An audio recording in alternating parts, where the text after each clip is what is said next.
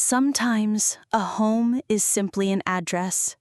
Other times, it's the slow, gentle negotiation of two lives trying to fit under the same roof. I'm 26, and for the last 7 months, I've been sharing a modest, 2-bedroom apartment with my roommate, Jay, who's 27. At first, it was easy. We split the bills, we shared the chores that always need doing, and there were a few evenings when we even watched a movie together on the couch. It was quiet, predictable, and civil. Everything I appreciate in a place I call mine. I work early shifts. Mornings are precious to me. The low light of dawn, the small rituals that steady the day. So when Jay's friends began to trickle in late, 10, 11, sometimes after midnight on weeknights, I felt the balance shift. Laughter would spill down the hall, bottles would chime in the kitchen, heavy footsteps would rattle the floorboards.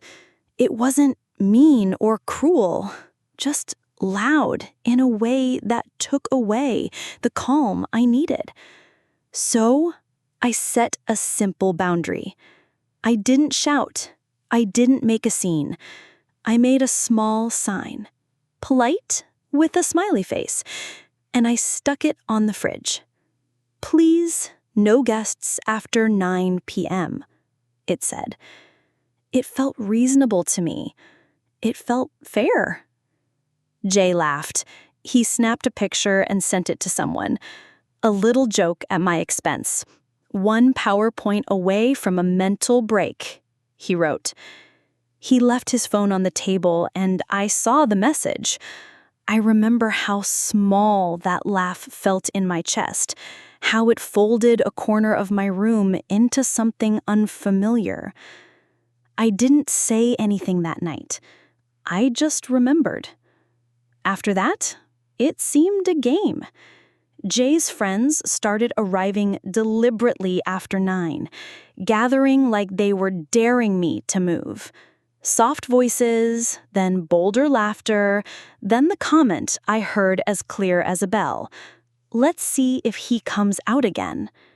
They whispered by my door, glanced at my closed room, and smiled, with that particular kind of bravado people use when they want a reaction. So I began to enforce the rule, quietly, calmly, without drama. I pulled a few small levers of inconvenience. The router went unplugged and tucked under my bed. If they needed the bathroom late, I'd lock it from the inside, a quiet prompt that the space wasn't for guests. Sometimes I'd stand at the end of the hall in the dark, letting the silence be its own message. I didn't yell. I didn't argue. I simply made the apartment reflect the boundary I'd set. Jay called it being scary on purpose. He said I was ruining his social life. He told me I needed help and that I made people feel unsafe. It was strange to hear someone accuse me of creating discomfort when the noise, the mess, the intrusion were the things that had been making me anxious for months. Then, last Friday, something else happened. The hallway closet, the one I always keep locked, was open. The padlock lay on the floor. Someone had been inside. Nothing clearly valuable was missing, but the order I kept had been disrupted. Little things shifted. My keepsakes, the small jars I'd cataloged and tucked away, were moved. They weren't treasure or trinkets everyone would understand. They were personal, odd little tokens. A torn scrap of paper, a lock of hair wrapped in tissue, a small tooth I'd kept after a childhood dentist visit, the kind of things we'd tuck away because they mean something only to us. I keep them stored, neat, and numbered. It's how I make sense of certain private parts of myself.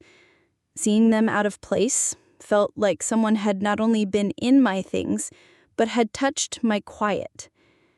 Jay swore it wasn't him. He blamed one of his idiot friends and shrugged, laughed it off as if it were nothing. But I know my own space. I know how it feels when something that's been carefully arranged is left askew. I told him, quietly and with as much calm as I could find, that there could be no more guests. Ever. Not just after 9, ever. He didn't take it lightly. He said roommates don't work that way. He threatened to move out. He said he'd rather go than change his life. And I thought, maybe that would be for the best. Maybe losing a person who doesn't respect your quiet is better than living with someone who treats your boundaries like a joke. Since then, I've made the apartment softer for myself. I added padding beneath the doors and a thin layer of soundproofing against the shared walls. I rearranged the living room so that the light was gentler.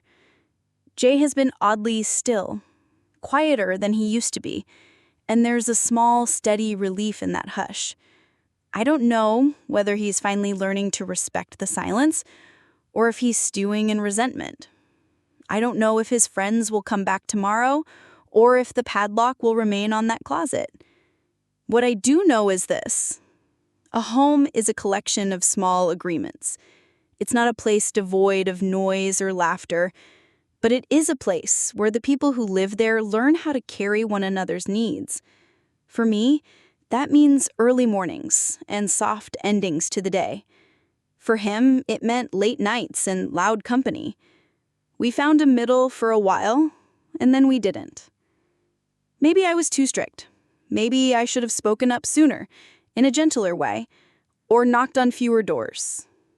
Maybe I was right to protect my routine, my rest, my things. In the quiet that settled now, I find myself practicing generosity and firmness at the same time. A little kindness for the man who hasn't learned, and a firm line for the person I am. If you've ever shared a space with someone, you know the small rituals that hold everything together. Boundaries aren't always dramatic. Sometimes they're a sticky note on the fridge. Sometimes they're an unplugged router and a locked bathroom at midnight. And sometimes they're the slow, steady decision to make your home a place where you can sleep easily. So tonight, as the city softens its sound and the lights in our windows dim one by one, I'll take a breath, straighten one of the jars on my shelf, and let the quiet be enough for a while. Thank you.